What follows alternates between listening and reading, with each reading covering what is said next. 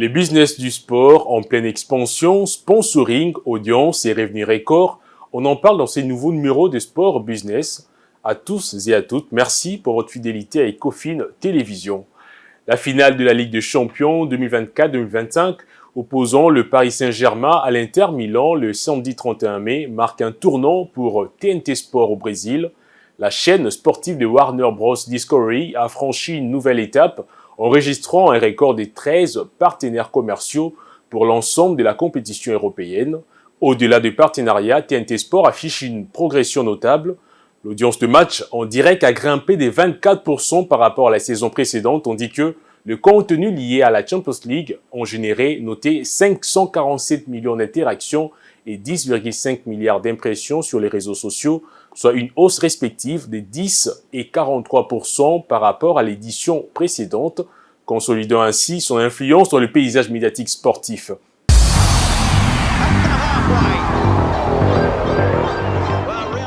Vainqueur de la finale de la Ligue des Champions face à l'Inter Milan le samedi 31 mai, à l'Allianz Arena, le PSG a empoché la coquette somme de 160 millions d'euros. Selon le Parisien, la prime de victoire destinée aux joueurs et au staff du club de la capitale française, dont le montant reste inconnu, sera réparti entre tous les salariés du club parisien. Selon le site d'information sportive, les revenus du club français qualifiés en Ligue des Champions, Ligue Europa et Ligue Europa Conférence au cours de la saison 2024-2025 se présentent de la manière suivante. PSG 148,4 millions d'euros, Los Lille 78,7 millions d'euros, AS Monaco 59,8 millions d'euros, Stade Brestois 51,8 millions d'euros, Olympique Lyonnais 22,5 millions d'euros, OGC Nice 8,7 millions d'euros, RC Lens 900 000 euros. Au total, les 7 clubs français ont accumulé plus de 370 millions d'euros, soit une moyenne de 53 millions d'euros par club. À noter que le RC Lens est le seul à ne pas avoir atteint le tableau final de la Ligue Europa Conférence, ayant été éliminé dès le barrage.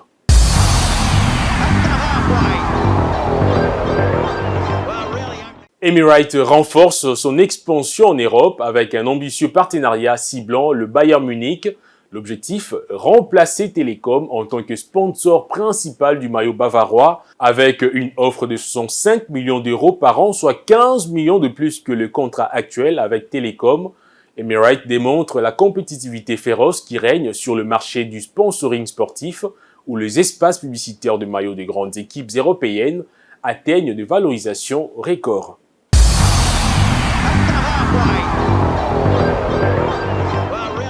Chelsea s'est adjugé la Ligue Europa Conférence en battant les Real Betis 4-1 en finale, devenant ainsi le premier club à remporter les 4 compétitions européennes majeures.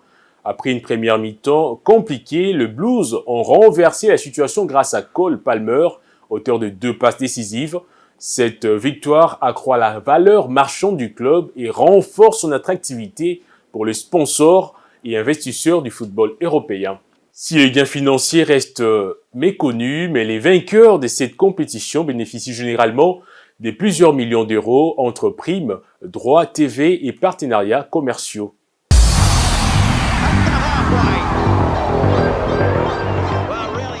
Vainqueur de l'Europa League face à Manchester United par 1-0, Tottenham empoche 26,5 millions de livres sterling, soit environ 31,4 millions d'euros. De son côté, Manchester United, finaliste malheureux, a gagné 21,6 millions de livres sterling, soit environ 25,6 millions d'euros, pour avoir atteint la finale de la compétition européenne cette saison.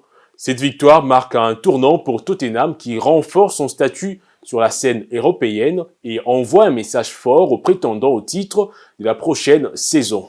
Le parcours de Manchester United, bien que concluant sur une défaite, témoigne de sa résilience et de son ambition consolidant son image de club compétitif au plus haut niveau.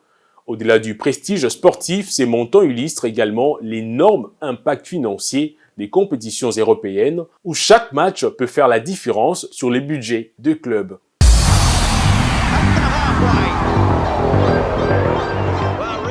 Parlons football sur les continents africains. Le Pyramide FC a remporté la Ligue des champions africaine les dimanches 1er juin au Caire en battant Mamelodi Sundowns par 2-1 après un match aller conclu sur un nul de 1 but partout.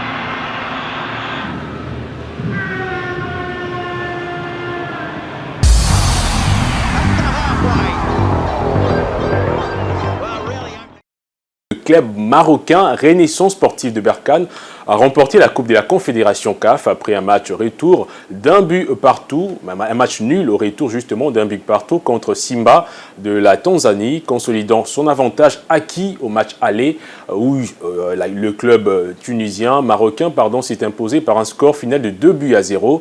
La victoire permet ainsi au club marocain de répartir avec une enveloppe de 2 millions de dollars, tandis que Simba, finaliste malheureux, empoche 1 million de dollars américains. Cette compétition renforce ainsi la visibilité et l'attractivité des clubs africains dans le paysage du football mondial.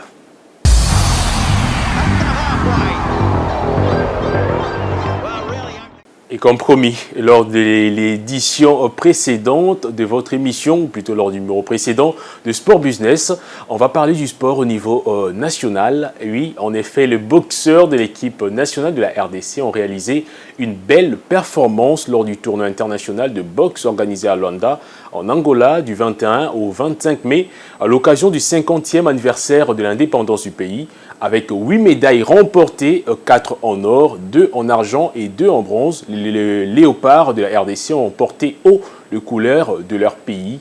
Sur les 10 boxeurs engagés, donc, 8 ont réussi à monter sur le podium, parmi eux 6 hommes et 2 femmes, confirmant donc la montée en puissance du pays dans cette discipline.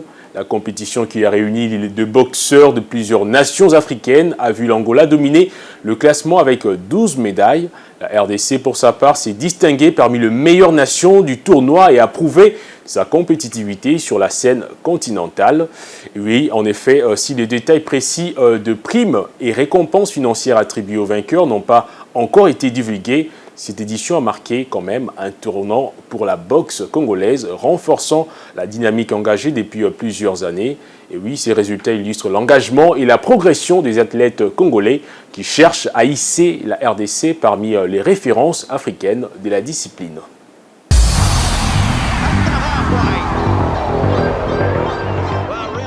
Tout à l'heure, on va décortiquer ces sujets avec un invité. Et oui, le ministre des Sports et Loisirs de la RDC, Didier Boudimbo, a récemment officialisé un partenariat avec l'AS Monaco visant à promouvoir l'image du pays au niveau international. Ces contrats estimés à 1,6 million d'euros par saison permettra d'afficher les slogans Expérience DRC sur le maillot du club princier.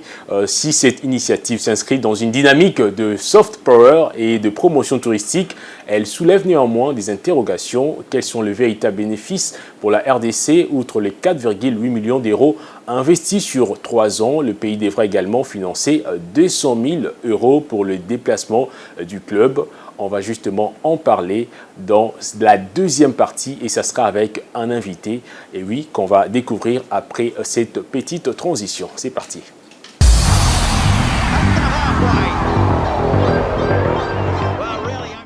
Et oui, l'invité est déjà sur le plateau. J'irai se Dialoudi, bienvenue sur le plateau de Sport Business. Réel plaisir pour moi de retourner encore dans ces belles cadres magnifiques pour répondre à vos préoccupations, questions et à nos téléspectateurs qui sont scotché en train de nous suivre à ces nets moments. Exactement, vous êtes des retours. On va alors brosser justement l'actualité sportive au niveau national, évidemment, avec un clin d'œil sur les chiffres. On va plutôt faire un focus sur le chiffre, hein, ça il faut le dire. On va débuter avec quelques sujets que j'ai déjà eu à survoler lors de la première partie de cette émission. Avant d'entrer dans le sujet concernant le sport roi, le football, on va d'abord parler de la boxe, un sport une discipline assez, on va dire, entre guillemets, négligée, où on n'accorde pas autant d'attention à cette discipline qu'au football. C'est normal parce qu'il y a beaucoup plus de fans, hein, le public congolais est plus enclin à suivre le football que le sport de combat. Alors comment, justement, vous avez accueilli cette nouvelle? Oui. 8 athlètes sur les 10 participants à cette compétition ont raflé de médailles, dont 4 médailles en or. Donc, quel jeu. Merci beaucoup, Osé. J'aimerais d'abord vous compléter que les box n'est pas négligé. Mais ces derniers temps, on a vu que les box, même dans le monde entier, a essayé un peu de décliner par rapport aux années 50 où il y avait énormément d'engouement autour de ces sports-là, le boxe. À l'occurrence, nous avons vu les maréchal Mobutu qui a même fait délocaliser les jungle, voilà, les combats. Exactement, où il y a quelques mois passés, on a perdu les champions Foreman, qui est décédé aussi, paix à son âme. Donc, les Congolais sont allés représenter les drapeaux de l'équipe nationale du boxe aux côtés de Luanda, en Angola, où ils ont été invités à la 50e anniversaire de l'indépendance de cette grande nation qui est l'Angola, un pays frère. Et il y a eu 10 athlètes qui ont fait les déplacements et on en a 8 qui ont pu remporter des médailles. Ça, dont la moitié ont remporté les médailles d'or. Et 4 médailles d'or. Et ça, vraiment, il faudra l'épingler, il faudra les souligner. Il y a eu Bénédicte qui a raflé les médailles d'or, la médaille d'or. Il y a aussi Merveille Balayi qui a raflé les médailles d'or. Il y a aussi Kitangila Tyson qui a raflé aussi une médaille d'or. Il y a aussi Tchama David. Ce sont parmi eux, il y a certains qui ont participé à la 26e édition de la Coupe d'Afrique des Nations de boxe qui s'est déroulée ici à Kinshasa, au stade des Martyrs, au gymnase Jiméré, où nous avons participé, nous avons assisté à ces combats qui se sont déroulés là-bas. Il y a eu énormément de bonnes choses à souligner par rapport au boxe congolais. C'était juste une parenthèse. Ces athlètes ont porté haut les couleurs de la RDC, même si on ne sait pas combien, quelle était, outre le médaille, quelle était l'enveloppe destinée ou plutôt réservée aux vainqueurs justement dans différentes catégories. Il faudrait signaler que les fauves congolais vont regagner Kinshasa, si je ne me trompe pas, c'est jeudi, ou soit tu devrais déjà être là, au plus tard le lundi ou mardi passé. Donc, j'espère que dans quelques jours, ils vont être ici à Kinshasa pour présenter ces médailles aux autorités. Acquis de droit. Acquis de droit. Voilà, alors Jires Dialoudi, on va rentrer dans le vif du sujet. C'est un sujet qui fait débat, et oui, qui fait parler dans le monde sportif, en tout cas, ceux-là qui suivent l'actualité de près. On voit partout, on voit dans plusieurs équipes flanquées sur le maillot, visite Rwanda. La RDC tend petit à petit, même si rien ne filtre, on entend parler justement, on se renseigne auprès de nos confrères, on donne des chiffres. Tout à l'heure, j'avais quand même épinglé quelques chiffres liés à ces contrats. On parle d'environ 4,8 millions d'euros investis sur 3 ans. Et puis le pays, c'est-à-dire la RDC, qui devra également financer des 100 000 euros pour le déplacement du club. Tout ça pour justement que le club monégasque, ou plutôt le club de la Ligue 1, Monaco, puisse flanquer les logos, expérience DRC sur son maillot. Alors Jires Dialoudi, on s'interroge justement sur les retombées de ces partenariats. Est-ce seulement pour faire un bras de fer, entre guillemets, avec le Rwanda, vend son image à travers les différents clubs de football? Quelles sont les retombées, ou plutôt, quelles peuvent être les retombées pour la RDC par rapport à cet accord qui, de plus en plus, tend à s'y confirmer? On doit d'abord commencer par dire merci au gouvernement congolais qui ont compris que la guerre n'était plus sur terrain, ou que militaire, que sur les armes, que tout ce qui est lié à la guerre. Et aussi, il y a une guerre économique, l'image du pays. Peut-on parler du front sportif? Exactement. Sportif, parce qu'on parle du front populaire, on voilà. parle du front militaire. Là, maintenant, nous sommes vraiment sur le front je devais y arriver là. Sportif. Vous m'avez même précédé. Ok, allez-y. Je disais, cette guerre n'est plus dans ces camps-là qu'on est en train de voir. Nos voisins, j'aime pas trop citer les noms, excusez-moi, nos voisins ont compris que voilà, ils avaient déjà cette avance-là, et nous avons vu lors de la finale du couple de la France, voilà, où il y a eu leur président sur terrain. Donc c'est pour dire que ils sont en train de miser sur tout. Alors la RDC a compris qu'il faudra aussi faire poids de ce côté-là. Nous encourageons le gouvernement d'aller encore plus loin. Il y a Emirates Fly qui est connu dans le monde. Voilà. Nous avons nos voisins là qui est connu aussi dans le monde. Et pourquoi pas la RDC? Visite DRC, visitez la RDC. Donc vous êtes la bienvenue en RDC parce que nous avons des choses à vous montrer que vous n'aurez pas l'idée de voir. Ce pays est ce qu'on appelle le paradis de la terre. Donc, ce paradis que les créateurs ont pu créer, c'est ici en RDC. Mais vu tout ce qui se passe dans ces pays, il n'y a plus de visites en RDC. J'ai vu un rapport récemment si je ne me trompe pas, de l'ONU ou des organisations qui s'occupent du tourisme, où on a mentionné l'Égypte, qui est le pays le plus visité de l'Afrique. Avec ses pyramides. Voilà, avec les pyramides aiguisées, tant d'autres lieux magnifiques, historiques de l'Égypte, les fleuves Nil, tout ça, on peut en citer beaucoup. Mais la RDC, parlons de la RDC, qui ne s'est pas retrouvée dans cette liste-là. On a classé donc, à vous entendre parler, c'est comme si vous êtes vraiment confiant, vous pensez que ces partenariats vont redorer l'image non seulement du pays, mais également permettre à ce que le côté touristique de la RDC puisse en tout cas être connu. Connu, oui, je suis pour.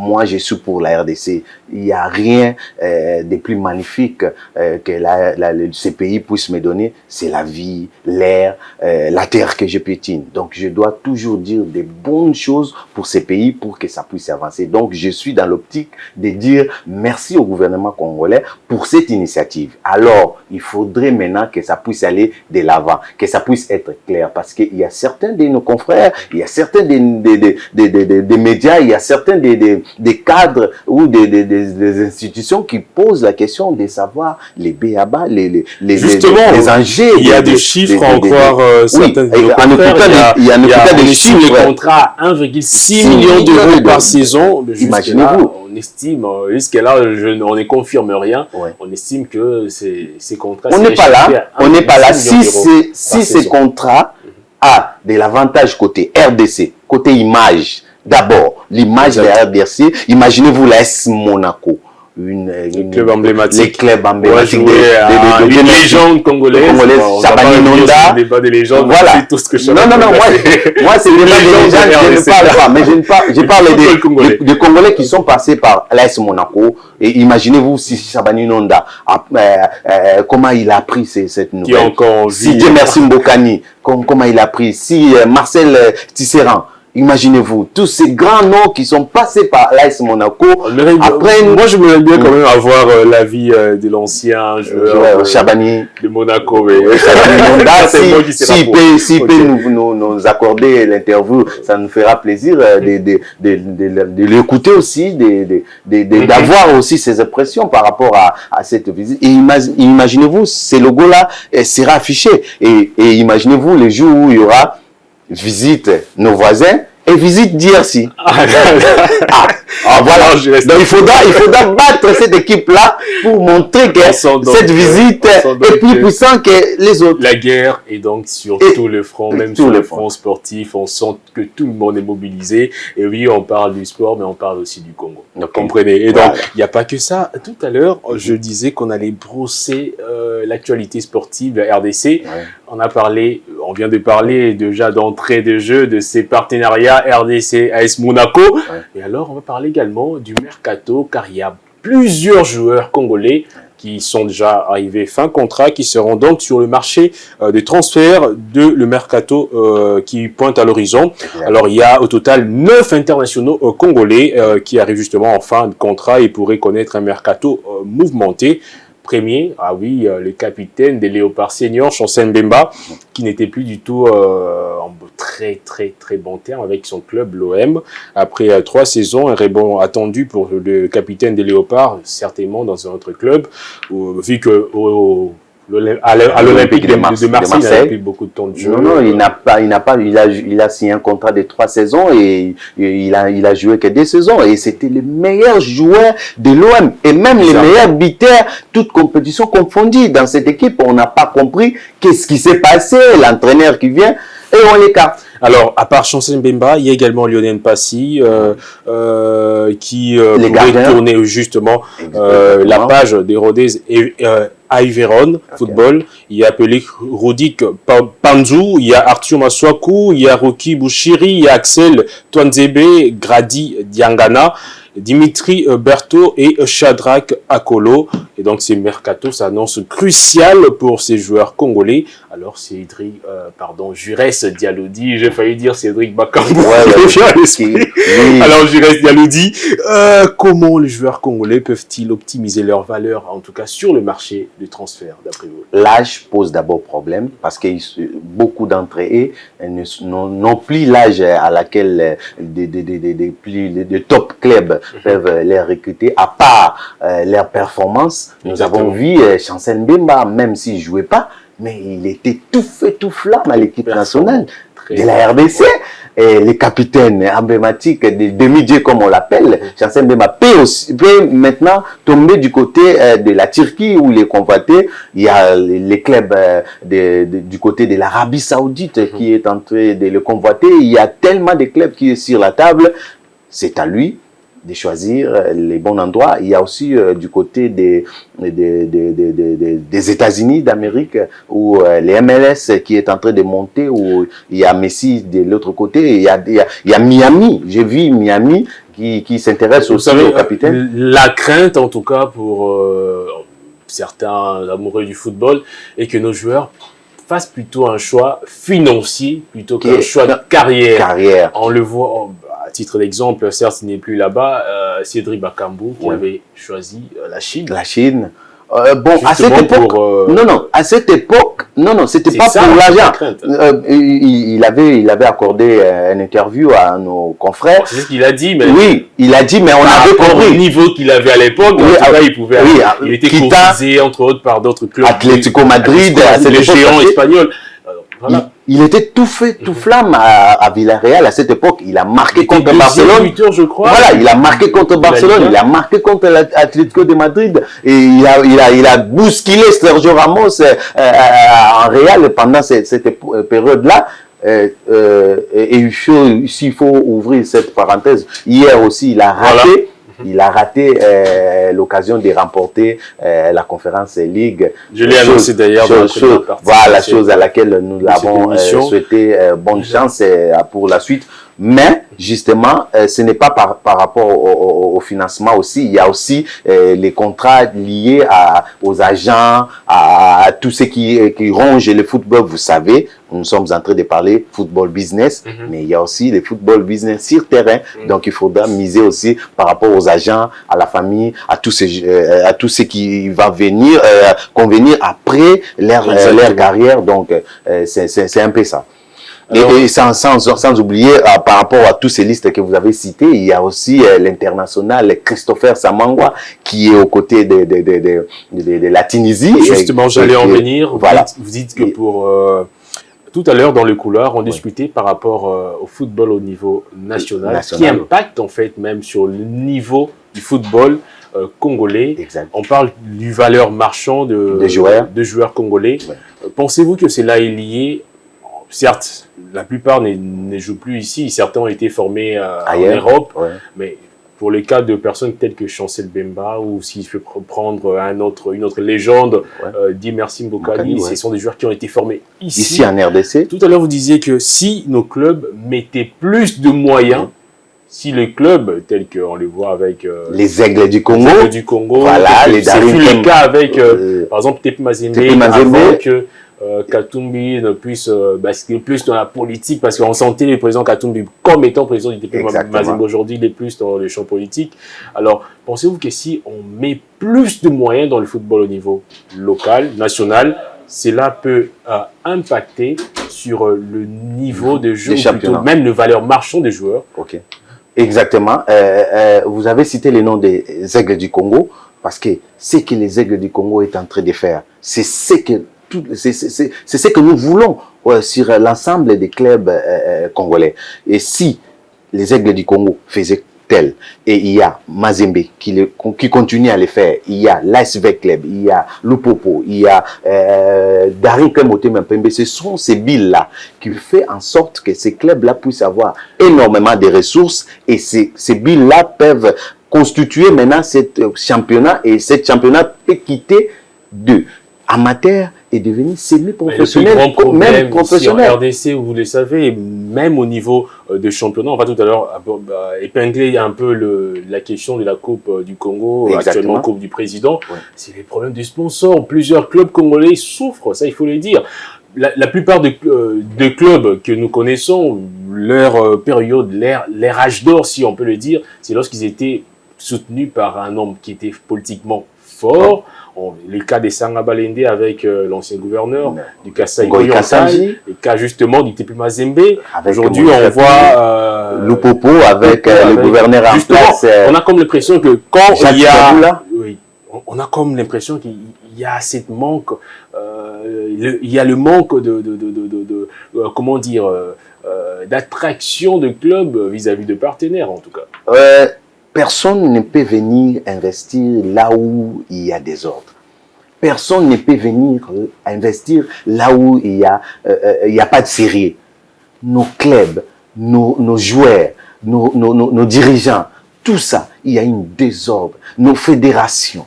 Imaginez-vous, ce matin, je viens de lire un communiqué, je suis en train encore de chercher. Si on peut trouver cette communiqué émanant de la Fédération congolaise de football pour savoir si c'est vrai que le championnat d'élite va être interrompu.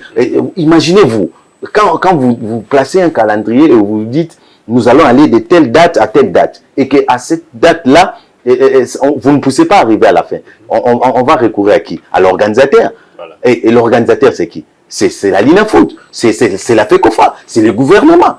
Mettons-nous à leur place, ces investisseurs-là. Ils vont venir investir dans ce genre de championnat où il y a tout ce désordre, il y a toute cette ingérence, il y a toute cette difficulté de bien faire des choses. Non, je pense que les sponsors sont là. Ils attendent qu'il y ait un peu de sérieux comme les Aigles du Congo le fait. Un peu de sérieux comme certains. Disons félicitations à M. Viditi Manga, qui est le président de ce club, en dotant ces joueurs, chacun de ces joueurs, de véhicules. Donc les standings, le standing est en train d'être ramené au niveau. Avant même, en fait, ce que vous dites, c'est que le club ne devrait pas compter que sur les sponsors. Les sponsors. Qu'au départ, les dirigeants doivent d'abord mettre du sérieux. D'abord, commençant par notre fédération, l'organisation, l'organisateur, de mettre du sérieux. Les calendriers doivent être respectés. Après, nous prenons les clubs. Les joueurs doivent être payés. C'est, à l'occurrence, Daring Motema Pembe, l'ASV Club où il y a quelques chuchotements, on va y revenir. Il y a les Aigles du Congo qui payent. Il n'y a pas de réclamation de ce côté-là. Donc, toutes ces étapes-là doivent être respectées. Les sponsors viendront. Vous parlez on va y aller. D'une meilleure organisation, parlons-en en fait pour la compétition justement qui est dénommée, rebaptisée Coupe du Président, la Coupe du Congo, qui a changé les formats. Désormais, il y a tirage au sort.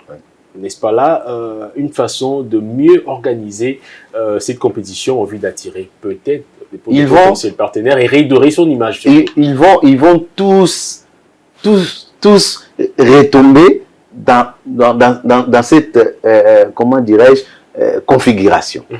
Imaginez-vous que les championnats s'arrêtent. Au moment dont je suis en train de vous parler ici, il y a la liste, il y a le premier qui est les Aigles du Congo, Maniema Maignon et suivi de Daring Motema Pembe. Le classement est comme ça. Et que les championnats s'arrêtent. Tous ces clubs qui restent vont aller chercher maintenant la seule et l'unique place qui va rester à la RDC pour décrocher l'Afrique, Coupe du Congo. Donc ça va devenir intéressant. Cette Coupe de Président, on avait comme l'impression que pendant un certain moment, c'était un peu l'apanage du SMP. Exactement. Maintenant, il y aura Mazembe qui va aller. Voilà. Il y aura Mazembe qui va aller. Il y aura certains grands clubs qui ne vont pas se retrouver à la Lina Foot, qui vont se tergiverser là-bas pour essayer de trouver... Pensez-vous que ces nouveaux formats rendent cette compétition plus attractive? Exactement. J'ai vu les calendriers, j'ai vu les tirages.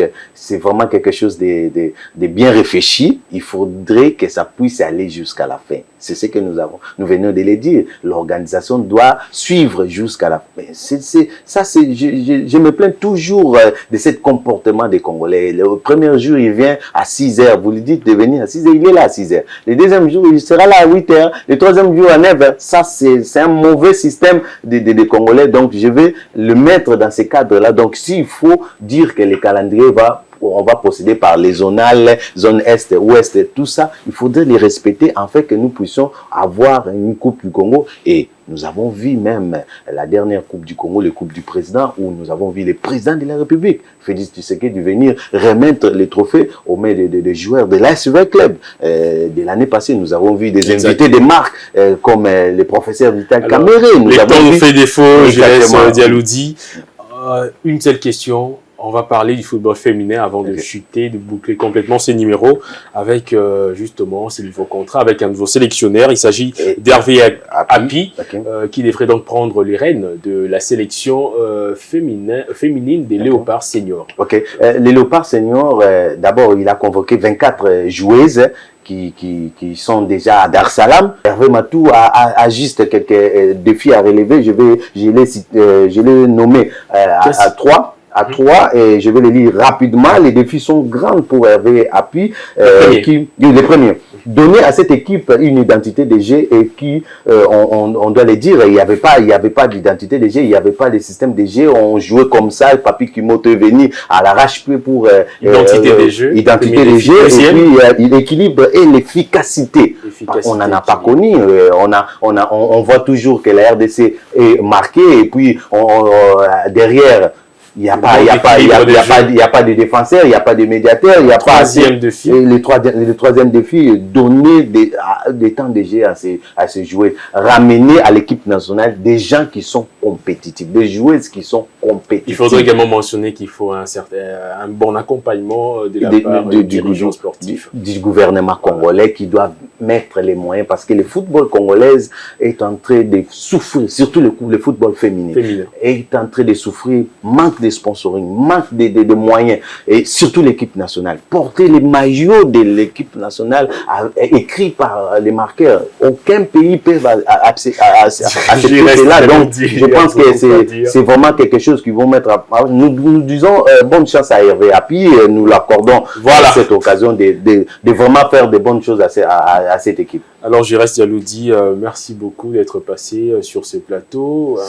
C'est à moi de vous remercier, mon frère, et de remercier tous les héros dans l'ombre qui sont derrière la caméra. Pourquoi pas saluer Christopher Samangwa, mon ami, le grand Dieu qui sera bientôt ici à Kinshasa. Je te salue, courage là où tu es, en Tunisie. Bats-toi parce que bientôt on va annexer les joueurs venant du continent pour intégrer l'équipe A Prime de la RDC et pourquoi pas saluer toute ma famille qui est en train de me suivre à la maison. Et je vous dis merci beaucoup, sans oublier les colonels Aurel Tosobika, le chef du commandant bataillon GMI de la police nationale. Merci beaucoup d'être passé sur le plateau justement de Sport Business, cette émission sportive. On a beaucoup à dire, mais on va garder d'autres sujets, on va exploiter prochainement. Exactement. Merci surtout à vous, mesdames, messieurs, de nous avoir suivis. Mention spéciale à la grande équipe technique qui m'a accompagné dans la réalisation de cette émission, et oui, de ces programmes sportifs sur Ecofin Télévision. Et merci à vous de l'avoir suivi. On prend rendez-vous prochainement pour un nouveau numéro de Sport Business avec le même plaisir et surtout restez scotchés au programme d'Ecofin Télévision. Au revoir.